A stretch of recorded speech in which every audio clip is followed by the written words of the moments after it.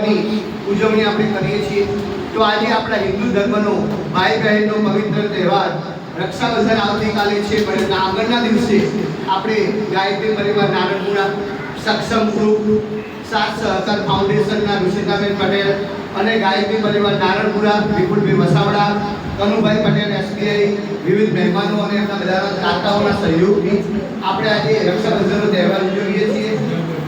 ગુજરાત દર્દી લોક કલ્યાણ ટ્રસ્ટના સેવા કલાવા અમુક અનિવાર્ય સંજોગોના કારણે હાજર નથી રહી શક્યા, બરાબર, પણ અમે એમનું પણ સ્વાગત કરીએ છીએ। તો આપણે આજે મહેમાનો જે આવ્યા છે એમનું હું કનુ કાકાને કહીશ કે એમને આપણું હિન્દુ પરંપરા મુજબ એમનું સ્વાગત કરીશું।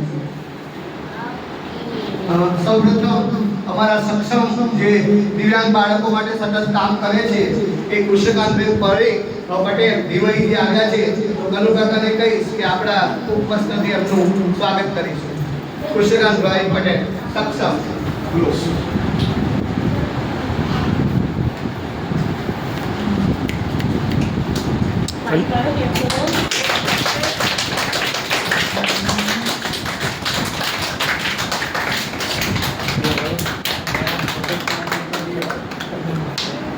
અમારા બાળકોનું સતત મારા કરતા પણ વધારે જે ધ્યાન રાખે છે, બાળકો માટે સતત કાર્ય કર એવા અમારા કલ્પેકના મુખ્ય કોર્પોરેટર ઋષિનાબેન પટેલ, શબ્દો નથી મારી પાસે કે બાળકોનું કેટલું ધ્યાન રાખે છે।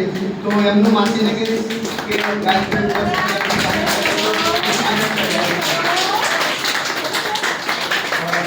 વિપુલભાઈ વસાવડા કે નિવૃત્તિ અત્યારે પણ દર અઠવાડિયું ના થાય જો બાળકોને ન મળે ને એમને ચેન નથી પડતું, ગમે તે રીતે ટાઈમ કાઢી અને બાળકો આજે બીમાર છે, એમને થોડું પ્રોબ્લેમ છે, તો મને બાળકો માટે અત્યારે આવ્યા છે। તો કનુ કાકાને કહીશ કે વિપુલભાઈનું પણ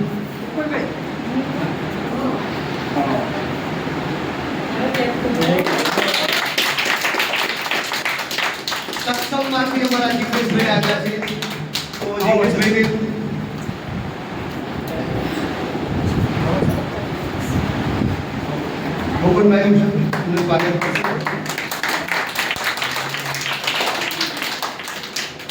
અને હવે તમે સજ્જોડે સ્વાગત કરવાનું છે કે અમારા મુકુંદ કાકા અને એમના મિસિસ કે જે બાળકોનું કંઈક ગમે તે પ્રોગ્રામ હોય તો સૌ પ્રથમ આવે તો બેનબા અને મુકુંદભાઈ સજ્જોડે બંનેનું સ્વાગત અમે કરીશું।